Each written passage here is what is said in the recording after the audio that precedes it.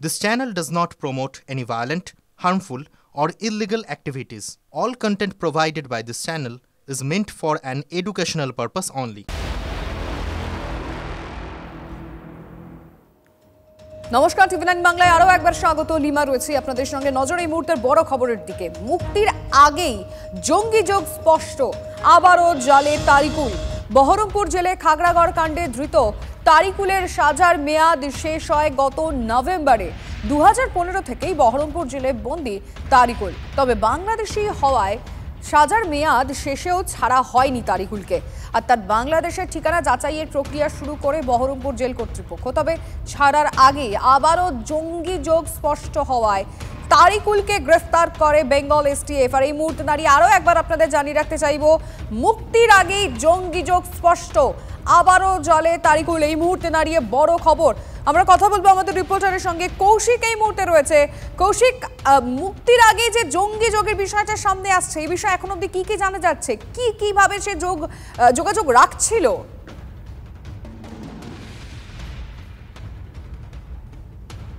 দেখো, জেলবন্দি রয়েছেন 2015 সাল থেকে তারিকুল ইসলাম জেলবন্দি রয়েছেন। 2019 সালে তার সাজা ঘোষণা হয়েছিল। 2024 সালে তার মুক্তি ছিল, নভেম্বর মাসের শেষের মধ্যে তার মুক্তি সম্পন্ন ছিল। কিন্তু তারই মধ্যে যে জঙ্গিযোগ আব্বাস ও মিনারুলদের সাথে তার যোগাযোগ ছিল এবং আনসারুল্লাহ বাংলা টিমের হয়ে কাজ করছিল এই জেএমবি জঙ্গি তারিকুল ইসলাম। এবং এই তারিকুল ইসলাম বর্তমানে তাকে এসটিএফ হেফাজতে নিয়েছে, বেঙ্গল এসটিএফ। তাকে যে প্রথমেই যে আব্বাস আলীদের জিজ্ঞাসাবাদ করতে এরকম তথ্য উঠে এসেছে। এবং শুধুমাত্র জেলে যারা বন্দী রয়েছেন তারিকুল ইসলাম এমনটা নয়, তারিকুল ইসলামের সঙ্গে আরও 9 জন যারা খাগড়াগড় এবং বুদ্ধগয়া বিস্ফোরণের সাথে যুক্ত আছে তাদেরকেও জিজ্ঞাসাবাদ করবে একে একে এসটিএফ। তাদের অনেকের এই বছর খানেকের মধ্যে, যেমন তারিকুলের মেয়াদ শেষ হয়ে গেছে, খুব শীঘ্রই মুক্তি পাওয়ার, অর্থাৎ বাংলাদেশে বাড়ি হওয়ার কারণে তাকে পাঠানোর প্রক্রিয়াকরণ চলছিল, জেল মুক্তি হয়ে গেছিল। এবং অন্যদিকে বাকি যে 9 জন রয়েছে তাদেরকেও জিজ্ঞাসাবাদ করা হবে। তারাও কিন্তু আগামী দিনের মধ্যে এক বছরের মধ্যে জেল মুক্তি পাবে। সেই জায়গায় দাঁড়িয়ে একের পর এক যে বিস্ফোরক তথ্য উঠে আসে। এবং তারিকুল শুধুমাত্র যে মুর্শিদাবাদে এমন জঙ্গি ঘাঁটি বাড়িয়েছিল এমনটা নয়, নূর ইসলামের সাথেও নিয়মিত যেমন যোগাযোগ ছিল, সেই রকম বিভিন্ন হ্যান্ডেলাররা বিদেশ থেকে তাকে নির্দেশ দিতেন। এবং এর পাশাপাশি তার ঝাড়খণ্ডেও কিন্তু একটা যোগ রয়েছে। ঝাড়খণ্ডে তারিকুল ইসলাম। কৌশিক, তুমি প্লিজ একটু সঙ্গে থাকো। আমি অবশ্যই আবারও আসবো তোমার কাছে, আরো তথ্য জানার রয়েছে তোমার থেকে। তবে এই নিয়ে এক্সপার্টরা কি মনে করছেন সেটাও জানার দরকার। এই মুহূর্তে প্রাক্তন এনএসজি কর্তা দীপাঞ্জন চক্রবর্তী আমাদের সঙ্গে রয়েছেন। আপনাকে স্বাগত জানাচ্ছি টিভি9 বাংলায়। এই বড় খবরে আমাদের নজর, যেখানে খাগড়াগড় কাণ্ডে ধৃত তারিকুল তার মুক্তির আগে জঙ্গি যোগ স্পষ্ট হচ্ছে। জেলে বসে এইভাবে অ্যাক্টিভ রাখা, যে জঙ্গি যোগ কানেকশনগুলো রাখা, এটা কিভাবে সম্ভব? আপনি কিভাবে দেখছেন? দেখুন, এটা তো আমরা যেটা বারবার বলেছি, পশ্চিমবঙ্গের পুলিশ প্রশাসন, জেল প্রশাসনের মধ্যে এই সন্ত্রাসবাদীদের সহমর্মিতা লুকিয়ে রয়েছে। সে যে কারণেই হোক, সেটা রাজনৈতিক কারণে পরে বিশ্লেষণ করা হয়েছে। এখন এই তারিকুল 2015-তে অ্যারেস্টেড হয়, তখন থেকে জেলে রয়েছে। এই 2024-এর নভেম্বরে ওকে রিলিজ হওয়ার কথা, কিন্তু যেহেতু বাংলাদেশি নাগরিক এবং অবৈধ অনুপ্রবেশ রেখে দিয়েছে। এতদিন কি এসটিএফ ঘুমাচ্ছিল? এসটিএফ কিছুই জানতো না, হঠাৎ করে বোধোদয় হলো। তো এটাতেই বোঝা যায় যে আমাদের পশ্চিমবঙ্গে এসটিএফ, বিশেষ করে এসটিএফ, যারা সন্ত্রাসবাদী কার্যকলাপের উপর যাদের মনিটরিং করার কথা, যাদের এইগুলো অবহিত হওয়া উচিত এবং সেন্ট্রালকে তারা জানা। দুর্ভাগ্যজনকভাবে সেন্ট্রাল থেকে খবর আসলে তারপরে 9 বছর পরে তাদের ঘুম ভাঙলো, তারা এখন হেফাজতে চাইছে।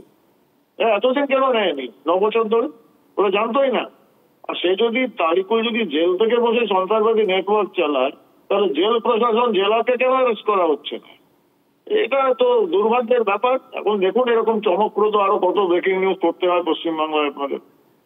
ধন্যবাদ আপনাকে। আমরা কথা বলছিলাম প্রাক্তন এনএসজি কর্তা দীপাঞ্জন চক্রবর্তীর সঙ্গে। এবং কোথাও গিয়ে জেলের মধ্যে বসে এইভাবে কিভাবে একটা পর একটা পরিকল্পনা এবং যে সেলগুলো রয়েছে তাদেরকে অ্যাক্টিভ করতে পারছে এরকম জঙ্গিরা। কারণ সূত্র মারফত আমাদের কাছে খবর, ঝাড়খণ্ডেও জঙ্গি সংগঠন তৈরির চেষ্টা করেছিল এই তারিকুল। বহরমপুর জেলে থেকেই কি আনসারুল্লাহ বাংলা টিমকে বাংলার বিভিন্ন জেলায় অ্যাক্টিভ করতে সক্রিয় ছিল জেএমবি জঙ্গি তারিকুল ইসলাম?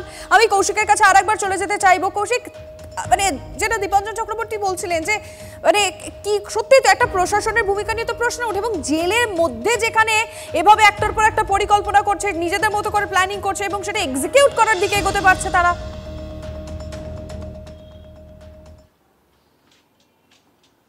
দেখো একদম জেলের মধ্যে যে প্রশ্ন তুলেছে সেটাই সেই প্রশ্নটা তুলেছে কিন্তু বেঙ্গল এসটিএফ। সাধারণ মানুষ বা কোনো বিশেষজ্ঞ বা কেউ প্রশ্ন তোলেনি। জেলের বসে যে তারা যে স্লিপার সেলের সংখ্যা বৃদ্ধি করা এবং যে এবিটি জঙ্গিদের হয়ে কাজ করা সেই কাজ করছিলেন সেটা প্রশ্ন তুলে দিয়েছেন যে বেঙ্গল এসটিএফ, এবং সেখানে জিজ্ঞাসাবাদ করেছে তারিকুল ইসলামকে, তাদের হেফাজতে নিয়েছে এবং এরপর আরও 9 জন, শুধুমাত্র যে তারিকুল ইসলাম একজন নয়, আরও 9 জন জঙ্গি যারা জেএমবি জঙ্গি যারা জেলে বন্দী রয়েছেন, খাগড়াগড় বিস্ফোরণ বা বুদ্ধগয়া বিস্ফোরণ, তারাও কিন্তু আগামী দিনে তারাও কিন্তু মুক্তি পাবে। সেই জায়গায় দাঁড়িয়ে আরও ভাবাচ্ছে তাহলে এতদিন কেন নজরদারি ছিল না, যেমনটা বলছিলেন বিশেষজ্ঞ, সেরকম এই নজরদারি কিন্তু কোথাও যেন একটা অভাব ছিল। জেলে বসেই যে একটা চক্র চালাচ্ছিল এবং শুধুমাত্র যে বাংলায় বসে যে মুর্শিদাবাদকে নিয়ে তারা জঙ্গি কার্যকলাপ বৃদ্ধি করছিল এমনটা নয়, ঝাড়খণ্ডের ক্ষেত্রেও কিন্তু তারা জঙ্গি কার্যকলাপ বৃদ্ধির জন্য কাজ করছিল। এবং এই ঝাড়খণ্ডে যে তারিকুল ইসলাম বাংলাদেশি যে অনুপ্রবেশকারী, তার কিন্তু ঝাড়খণ্ডের শ্বশুর বাড়ি, সেই সুবাদে সেখানেও কিন্তু একটা যোগাযোগ ছিল, রীতিমতো বিদেশ থেকে হ্যান্ডেলারদের নির্দেশ পেত।